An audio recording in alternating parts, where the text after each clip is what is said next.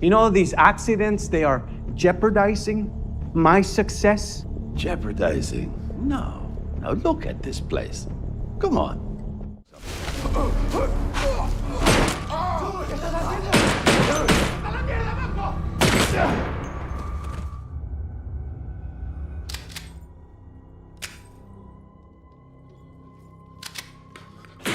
Menko Kapak is a nightclub owner who moved from Albania and secretly launders money for criminal gangs through his club.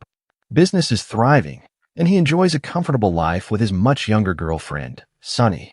But running the nightclub day and night has become exhausting, especially since he has no one capable of taking over the business.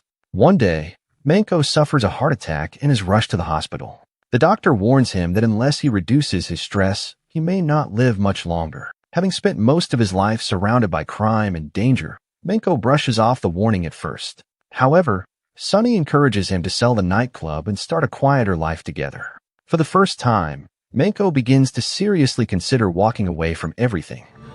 If we are going to do this, I have to make some very careful steps. Elsewhere in the city, a university professor named Jeff is dealing with problems of his own. To earn extra money, he secretly writes essays for students. Unfortunately, one of those papers belongs to the son of Officer Schlosser. When the student fails and loses his scholarship, Schlosser blames Jeff and begins making his life increasingly difficult. You said it was a sure thing. Well, I thought it was. Now I'm trying to figure something else out. You gotta trust me, I'm working on this. Okay. Determined to improve his health, Menko starts swimming every morning and even becomes interested in eating healthier foods. His sudden change surprises everyone around him, especially his loyal employee Spence, who has never seen his boss act this way before. We have fruit. Fruit? Since you do most of your meals at the club, we just have breakfast. Fruit is breakfast? Not long afterward, Menko meets with Joe Carver, a businessman interested in buying the nightclub. Joe is curious about why Menko suddenly wants to sell such a profitable business. Menko refuses to reveal the real reason and simply names his price. Joe says he needs to discuss the offer with his investors after reviewing the club's financial records. What Menko doesn't know is that Joe is actually an undercover FBI agent. Every night, the agents quietly operate from a storefront across the street, keeping the nightclub under constant surveillance and tracking the criminals who regularly visit Menko's business. While Menko and Sunny are searching for a new house online, a trusted courier named Irina arrives at the club carrying cash that need to be laundered. Since she works directly for cartel boss Miguel Rodriguez, Menko hides his plan to retire and treats her carefully, knowing that revealing too much could put both himself and Sunny in danger. Say hello to your cousin Miguel. Rodriguez is not my cousin. Okay. Later that night, Menko heads to a night deposit box carrying the laundered cash. Suddenly, Jeff steps out from the shadows with a gun and demands the money. Hearing the fear in Jeff's trembling voice, Menko remains surprisingly calm and tells him to walk away before making a terrible mistake. But Jeff is too desperate. He strikes Menko across the head, grabs the cash, and runs. Left with no other choice, Menko replaces the missing money with his own cash before reporting the robbery to the police, hoping to avoid raising suspicion among the criminals he works with. Soon afterward, Officer Schlosser comes to Menko's house to investigate. After confirming that $75,000 has been stolen, Schlosser admits that random masked robbers are extremely difficult to identify. He even advises Menko not to stop his life for just like minor accidents. The conversation leaves Menko frustrated and uneasy. Sensing the growing tension, Sunny politely ends the meeting and escorts Officer Schlosser out of the house.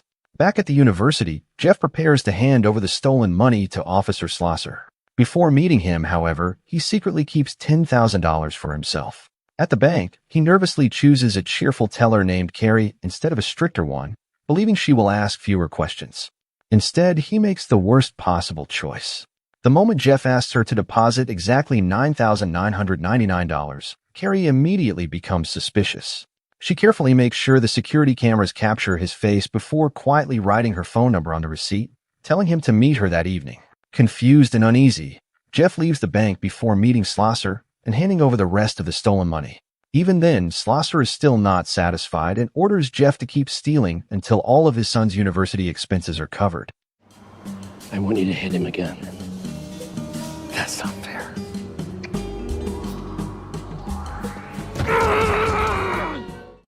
Elsewhere in the city, Agent Joe manages to spend a night at the home of cartel boss El Burro's daughter. She barely remembers what happened the previous night and simply tells Joe to leave. Despite the awkward ending, Joe knows his undercover mission is slowly bringing him closer to the cartel's inner circle. Later, Joe returns to Manco with an official offer to buy the nightclub.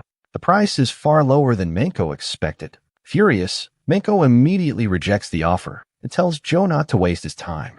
Sonny calmly advises Manco to negotiate instead of searching for another buyer. They do not have another 2 or 3 months to wait if they truly want to leave this life behind. That evening, Jeff meets Carrie at a Japanese restaurant filled with waitresses in yellow uniforms, just like Beatrix Kiddo. Already uncomfortable around Carrie, Jeff directly asks why she wanted to see him. Carrie does not hide her intentions. She admits she wants to become part of Jeff's criminal activities. After spending years working behind a bank counter, she has been waiting for something exciting like this. Jeff desperately tries to explain that she has misunderstood everything, but Carrie refuses to listen. Instead, she threatens to report both the suspicious deposit and his robbery unless he lets her join him. With no way out, Jeff is forced to agree. Meanwhile, Miguel Rodriguez arrives at Manco's nightclub with several of his men to ask about the robbery. Believing Manco was specifically targeted, Miguel wants answers. Thinking quickly, Manco repeats Officer Slosser's own advice, saying they should not let one small incident interrupt business. Miguel appreciates everything Manco has done for the cartel, but he also gives him a clear warning. Another mistake like this will not be tolerated because he refuses to accept unnecessary risks. However, Jeff and Carrie are waiting near the night deposit box again. Unlike Jeff, Carrie seems thrilled by the whole situation. She even brings masks and a handgun, while Jeff can only sit there taking deep, nervous breaths. Hours later, Manco arrives, convinced the frightened robber from the previous night will never dare return. He is wrong. The moment Manco steps out of his car, Jeff and Carrie rush toward him and demand the money. Manco calmly tries to talk them out of it once again, but Carrie fires a warning shot into a nearby wall before grabbing the cash and running. Manco immediately jumps into his car and chases them through the streets. But his pursuit ends as his vehicle crashes. He fires several shots, but every bullet misses, allowing the robbers to escape once again. Thrilled by the successful robbery, Carrie kisses Jeff while he is still driving and tells him to head to a nearby hotel. While the two celebrate their victory, Manco returns home furious with himself. He realizes that age is slowly catching up with him, and he no longer has the strength he once did. Seeing his frustration, Sonny gently tries to calm him down, and even suggests using a meditation app to help reduce his stress. The next morning, Officer Slosser learns that there were 2 robbers involved in the latest robbery and immediately calls Jeff for an explanation. But Jeff is still asleep, making Slosser even more furious. Elsewhere, Agent Joe is enjoying himself at a karaoke bar with El Burro's nieces when another FBI agent arrives with good news. The team is finally close to securing enough money to match Manco's asking price for the nightclub. Joe's day suddenly becomes even better, and he immediately sends Manco a message with an improved offer while Manco is following a meditation session. When Jeff finally wakes up, he realizes Carrie is gone. Panic immediately sets in, but Carrie soon returns with news that is even worse. She has lost every dollar at a casino. Acting as though nothing happened, Carrie casually suggests another robbery. Jeff feels his entire world collapse. He explains that without the money, Officer Slosser will send him straight to prison. At that moment, Slosser calls. Furious, he demands the money immediately and also asks about Carrie. Jeff avoids answering both questions and begs for a little more time, claiming he has run into unexpected problems. Slosser reluctantly gives him one final deadline of just 1 day. Before hanging up, he also reminds Jeff that he wants the extra $10,000 Jeff secretly kept for himself. After the call, Slosser gives his daughter a brand new phone as a birthday present. And I need to join the Taylor Swift group chat. All right. You got it. Even though he is a corrupt cop, he's still a caring father to his family. That night, Irina arrives at Manco's nightclub earlier than usual and urgently tells him that Miguel Rodriguez wants to see him immediately. Manco reassures Sonny not to worry, reminding her that he has known the Rodriguez family for many years. As Manco leaves with Irina, the FBI surveillance team notices the unexpected meeting and quickly reports it to Joe. Sensing that something is wrong, Joe immediately gets into his car and follows them from a distance. Halfway through the drive, Manco suddenly pulls over and asks Irina why Miguel has summoned him. Irina admits she knows nothing and says she was only ordered to bring him to the mansion for a private conversation. Wanting to know what is really going on, Menko offers her a bribe. Instead, Irina pulls out a gun and orders him to keep driving. Menko remains completely calm. He patiently explains that if she shoots him inside the car, his body will collapse over the steering wheel with blood everywhere. She will never be able to drive away unnoticed. Even if she escapes in a taxi, the driver will immediately notice her blood-stained face.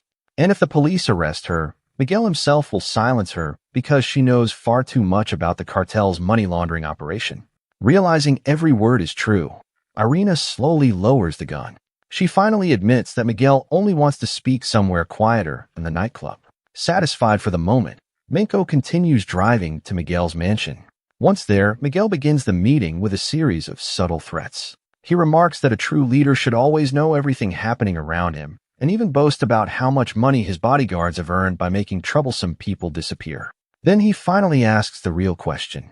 Why do the robberies keep happening only to Menko? Menko calmly repeats Officer Schlosser's own advice, insisting that these are only minor incidents and promising they will never affect the cartel's future. Miguel finally loses his patience. With a signal, his men pull a plastic bag over Menko's head and begin suffocating him.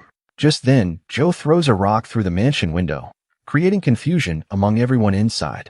Using the distraction, Menko grabs a gun and opens fire before anyone else can react.